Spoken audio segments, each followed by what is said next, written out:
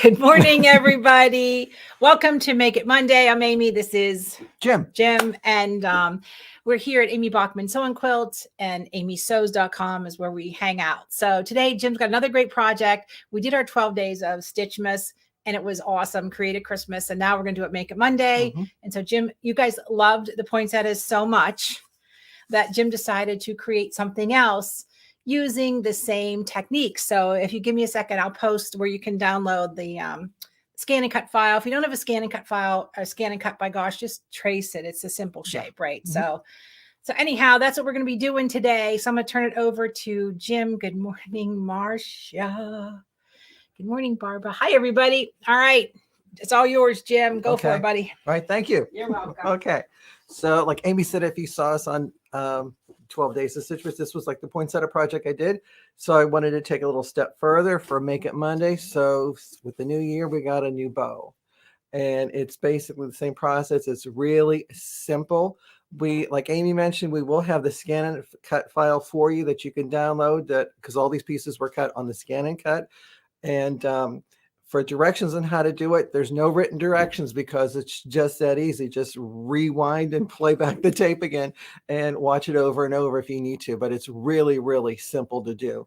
And be sure to tell a friend and get your friends to subscribe too, so they can get more of these information. So before we actually go to the sewing, we have to have a pattern piece. And I'm going to take you over to our workstation here where I got the two pieces. Basically what I did was I was in my paint program on my computer and I drew like an oval shape, cut out half, and then copied the portion I liked. And this one is actually about 8 inches tall. This is actually for the petal of the bow, if you want to call it. And the way I figured out I needed a length that big was I went and got my chenille stem. Actually, Amy got it for me at the dollar store. And by bringing it over, I have like about a little more than an inch on either end. And I'm going to use that to go and secure and fasten and make each petal of the bow. So basically that helped me decide how long I wanted it. And if you make a traditional bow out of ribbon, you know, quite often you may go and clip the ribbon to make it easier to twist and do all that kind of time. Well, these are all pre-trimmed in shape, so it flows in really nice for you. So you'll need this shape, and then it's pretty much the same shape for the tie, except I just have it straighter coming down and then a notch into it.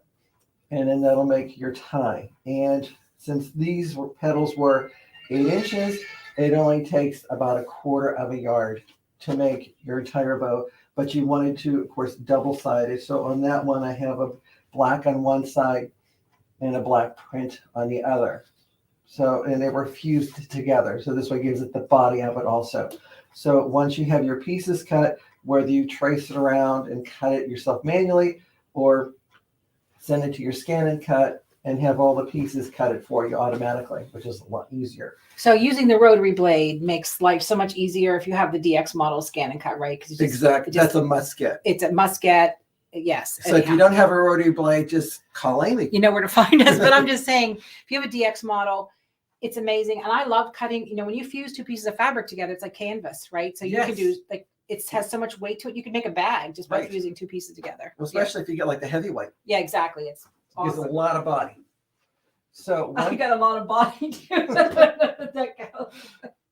Thank you for sharing, Mrs. Bachman. You're welcome, buddy. So after you get all your pieces fused together and cut, whether you do it on a scan and cut or you do it freehand, kind of just go right to the sewing machine, which we'll do that step next. And oops. Oh, this was, you might as well plugged in. Hold on. We got to unplug. Technical difficulties. There we go. There you go, buddy. Okay. So I'm at the sewing machine. And what I did was I selected a zigzag stitch. I just called up on the machine, traditional center needle position zigzag. And I have my width set at 3.5. You can actually go even 4 if you wanted. And my length is 1.7. It doesn't have to be like a satin stitch. You want it more of an open work just to fill in because you want to be able to see the chenille effect. You don't want to crush it. So you just want to encapture it within the zigzag stitching. And I have regular sewing machine thread in my needle and my bobbin. You don't have to use your good embroidery thread for this. Don't use metallic thread. Don't kill yourself. Oh yeah. That would be awful. Right. And you're just going to waste it because once you sew it in, the chenille's going to cover it. Yeah, it's fine. Just pick up thread. Yeah, just so a basic sewing machine thread. And I'm going to have my machine stop with my needle down position. Just switch hands. Okay. Thank you. I'll zoom in a little bit. So you're using your applique foot because it has that channel underneath of it that kind of helps things feed better. That little groove underneath it. So it'll ride right over the chenille stem. And it's going to take a couple stitches to tack in. And you want to make sure you get it into the fabric. And you want to go over the side of it on the right. If you hear a little click, that's where I inadvertently hit the wire of the chenille. It's a very delicate wire. It won't. No harm. No harm. It won't cause you to break a needle. But you would not want a piece of quilt with that needle when you're done making your chenille project. So yeah, when it's done, it's going to go in the trash. Yeah. And it is easier to sew this when you're sitting right in front of the machine. Not off to the side like I'm doing. And you can't stop like usually you want to stop with the needle in the left position when you need to pivot and shape just like I'm doing there. Right. Inside corner, you pivot on the inside. Outside corner, you pivot on the outside. Right. Yeah. And what I do with this one is since I'm going to come down the other side, I'm just going to sew right across the bottom. So there's no need to fasten on or off. And I stopped in the fabric. I'm going to take it and pivot again. And then take another chenille stem, slip it under, and then start to sew.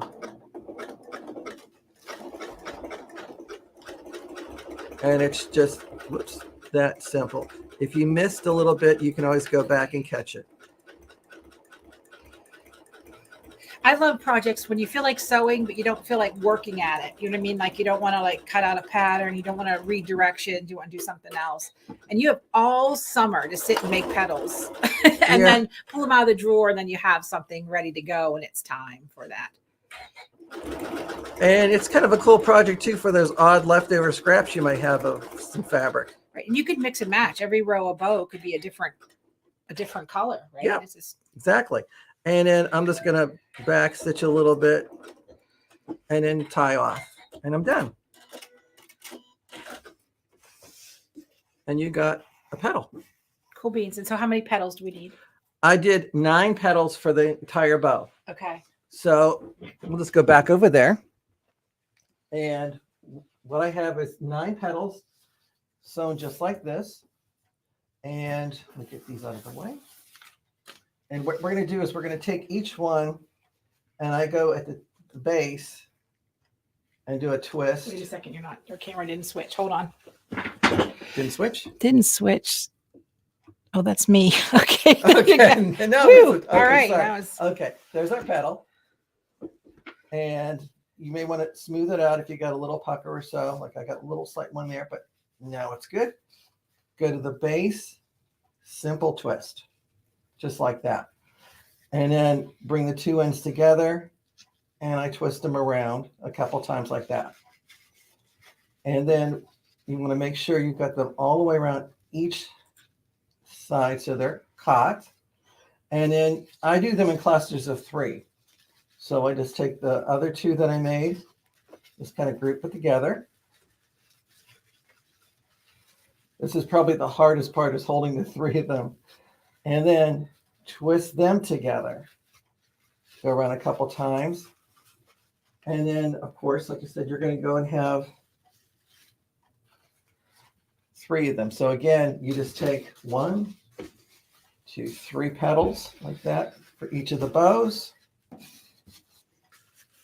And you don't have to use metallic. You could do whatever. I would probably do it tone on tone. That's just my simple nonsense, right? Yeah. But when you think like if you do like big pew bows for a wedding, The tone on tone will be elegant. Even in centerpieces and your outdoor wreath, it's because it's so smushable. And then the next year you just fluff it open. So you don't have to worry about it being right. Ruining it, right? Because you're putting the work into it. And that's what And I thought with the black and silver and the white and gold kind of for New Year's. Right. So if you're going to have a New Year's celebration. And realistically, Jim, if you, of course, making it smaller, but if you had 2 of those little bows for little girls' hairs, you know what I mean? Yeah. Like hair bows would be uncrushable. Exactly. And that, yeah, that's, of course, I wasn't lucky enough. No, I had to have little boys. Let it go. Let it go. I love my little boys, but every once in a while I'm like, oh. So you're going to do the same thing when you do the tie. You're just going to sew down each side and, of course, a little V insertion. And then once you have all 3 ties done, because it's always in a group of 3, because even with like flower arranging, they always tell you that everything looks better in groups of 3 or odd numbers, 5. 3, 5, 7s. That's been my philosophy when I'm doing applique work. When you're doing embroidery work, you want to put an odd number of something in there. Yep. That's just the way it has to be. Well, Jim's tying his bows. So there's always something new happening at Amy Sews and amybachman.com. The big thing is we've started a new club and it's virtual. We are doing a tea towel of the month. Now it's traditional applique, it's raw edge applique, but Sharon's going to be teaching the classes. So she's going to be showing you how to chenille, how to do chain stitching, how to take your appliques to the next level. So here's an example of one, right? So if you have a scan and cut, or a silhouette or a cricket, the SVG files will be there, but so will the paper patterns. So it's $24.95 a month. You're going to get the towel and everything you need to make. This is chenille, by the way. Everything you need to really enhance your applique skills. It's only $24.95. Go to Amy Sews and just get on the wait list, right? So we'll contact you when we're ready to open the cart or open this box or the bag, right? What are we doing? We're selling bags. We're sending you a bag. So it's a bag, tea towel, a bag, right? And then right now we did reopen the membership for the Serger Club. So you can join that now if you go to amysews.com. Jim's doing a great project. He's doing piecing, quilt piecing with a serger, and it's a beautiful. So you're going to get the yardage to make, I'm going to say like a crib size, right, Jim? Yeah. So you get to learn the technique. All right. So I lost my my switcher box here. All right, back to Jim. Okay. No, back to Jim. There we go. All right. So I have my 3 bundles of bows made, and then the tie portion. So again, like I said, groups of 3 work best. And when you go to assemble it, already it's starting to create the bow just by having those clusters together. So you take your 3 clusters of 3 and just kind of line them up. If it's easier for you, what I found for myself was I take 1 longer pipe cleaner and or shingle stem, be politically correct. And we're going to take this and tighten it up nice and tight. So I have 1 longer chenille stem on it. And then I'll take my first cluster, kind of wrap the ends together a little bit. And I'll take my 3rd cluster. Same thing, wrap those in together. If this is a little cumbersome for you, you could even take like a wire tie or those little zip ties and pop it in. That'd be great. And then you take your ties, fasten it, you just keep twisting and twisting like that. And then once I get to the end, that one I fastened on, I'm going to wrap it around really nice and tight. So I'm going to bring a comment on the screen. Okay. So hopefully she's out there. So we got a comment from Rockstar Sewing Retreat. It says, love you both. Oh. And for those of you guys who don't know, that is the one and only Miss Martha Poulin herself. So Martha also has a sewing club that's virtual. And then it's fine sewing. Remember, we did heirloom sewing, beautiful pin tucks and batiste and linens. Martha has the art of fine sewing skills. It's stunning. Mm-hmm. And Jim has worked with Martha for a long time. I've known Martha forever. I don't want to say forever because I'm aging us, but I'm just saying that Martha is a rock star and we're glad to have her back. She's also a Bernina ambassador. And so we're excited about that. So Martha Poulin, we love you and we're glad you are here. Okay. All right. I'll take you back, Jim. Thank you. You're welcome. Okay. So, I was like, what is happening today? Once we get it all tied together, then all you have to do is just kind of fluff your bow. And then you just take your 3 ties and distribute them. Look how stunning that is. However you see fit. And in a moment, you got a really nice decorated bow. And the fun thing about this is it's stress-free when you're making it. And also, if you ever do like a ribbon one, you're always constantly measuring your lengths of ribbon to make sure every one of the petals of the bow are the same size. Well, you make them all the same size. I've been teaching bow tying for a million years, right back from my Lee Ward's days. I say that, but people can't hold the bows anymore, right? The arthritic hands. When you get 8 layers of twisted ribbon in your hand, it's a lot. So, and the fact that you can mash this and put it back together, this is absolutely a genius. I did okay. You did fabulous, Jim, as always. As always. So here, look. So if I show up Christmas Eve wearing this, they're going to think like I died and thought I was a royal or something. Anyhow, but these are stunning. Look how pretty that is. And a 1/4 yard of fabric, maybe at most, right? And you guys have a 1/4 yard of an odd print, right? Just put it in the middle. You're just looking for contrast, So, and there'll be extra pieces left over too. So it won't take the full 1/4 yard. Right. So and depending on your size too. Exactly. And then you just take that 1/4 yard piece and you add it because these 3 could be a different color than these 3. You could kind of, as long as your outside's the same, it's going to be absolutely fine. You can have fun with it. All right. Oh, Deb's going to be making them today. Oh, good. Be sure to go. She's making yo-yos for the inside. She's making, see, the poinsettias have little bells. She's going to be making yo-yos for inside. Send us a picture. Yeah, send pictures. We love pictures. We got Sacramento in the house. I'll be in California the end of. And we got Reen on here too. Hi, Reen. Embroidery Garden, Reen. We love Embroidery Garden. And I imagine most of you guys do too. She just had a big giveaway. We're excited to participate in that. Yeah. I love how we support each other, like Martha and Reen and Becky and everybody. It's awesome. So, okay, everybody. Well, I'm sure Reen can turn this into an embroidery design in her spare time. I could too if I wanted to. Reen, just couch over some chenille stems. Just program it and we'll be fine. All right, everybody. And I got one thing too. Yeah, no, go for it. If you like the class here, be sure to check Amy's website because we got more classes listed there. I'll be teaching more too here. And also if you go to sewingexpo.com, because I also teach for the original Sewing Quilt Expo. Right. So be sure to check that and sign up early because the classes do fill up. So be sure to check that out. March, Akron. No, March is actually in Lakeland, Florida. Oh, wow. I won't be there. Sorry. Chance of going to Akron. But so be sure to check out the website and sign up early, like I said, because the classes do have a tendency of filling up quite early. Yeah, absolutely. So, but thank you, everybody. We're going to try to keep Make It Mondays going. In January, I will tell you, we're going to be closed. The retail store is going to be closed on Mondays and Wednesday evenings. I've got 3 cruises. Marge is coming with me to help. So we're kind of shorthanded and it's winter. All right, let's call it that. An extra day to stay home and sew. Hello, Denise. Hi, everybody. All right. Well, go home. Go home. You're already home. Well, Fran's at work, but we aren't going to tell her. An employer. She's watching. Ooh. Anyhow, these are so stunning. They've been a hit. So go home, cut something out, sew something up, run to the dollar store, get all bougie, and get your sparkly Chanel stems. You ready, Jim? Yep. All right, everybody. Have a great day because the more you know, the more you sew. The more you sew. Have a great day. Bye-bye.